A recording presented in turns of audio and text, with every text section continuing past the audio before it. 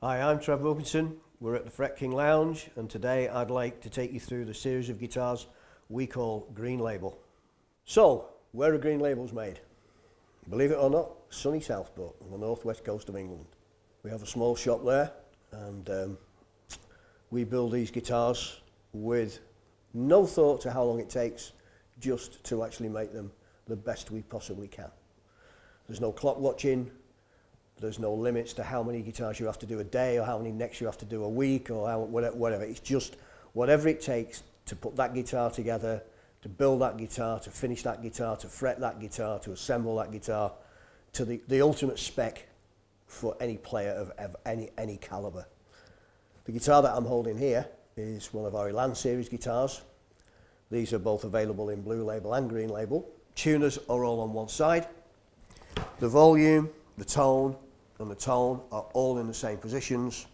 It's got a vibrato, it's got a switch where you expect to see it. Basically, you can close your eyes and you can find your way around this guitar on a pitch black stage.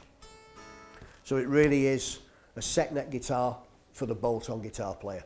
So let's talk about some of the Coronas that we've got on display for you here. We've got a green guitar here with 3 single coils, absolutely typical. It does exactly what it says on the tin. The red guitar, we call Candy Apple Red, as everybody knows. It's a 2 humbucker configuration there, but if you look at the bottom tone control, you will see that there is no tone lettering on it. It's plain, and basically that means it's a vari-coil, which allows you to roll off 2 of those humbucking coils to single coil, so you really do get 2 guitars in one. So let's have a look at this one. Guitars are like children, you're probably not supposed to have a favourite, but I do have. Spared no expense. This is my VSV, what I call a high performance vintage vibrato. The tuners are actually height adjustable, self-locking, again, so you don't need a string tree. It's a 2-piece Swamp Ash body.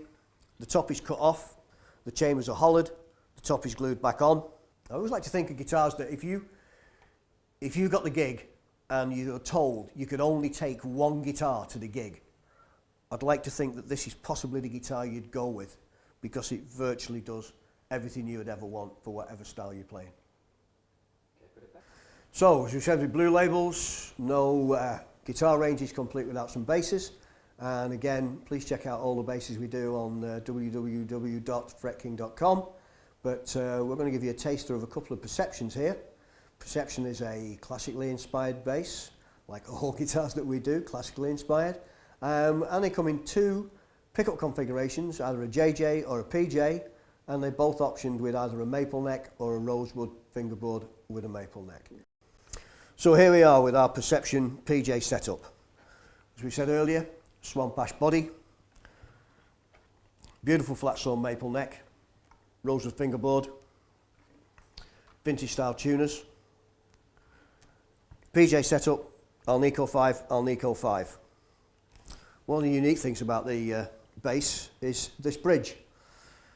The original 51 bridge had the same or a very similar setup to what you used to get on the early version of the Country Squire, whereby you've got 1 saddle holding 2 strings.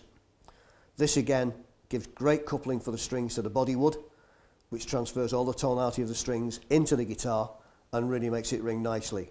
Again, in the early days, you only had 1 bar, so you didn't have perfect intonation. Basses always intonate in the diagonal line, because you never have any plain strings on a bass, you always got wound strings on a bass. So they always intonate in the line. What that line is depends on your choice of string gauge. But these again are like the WTB bridge. These actually will adjust. You can undo that screw there, and they will rotate through any degree to give you perfect intonation on all of your 4 strings. So thanks for joining me in the Fret King Lounge, talking about Green Label guitars, built by people who care.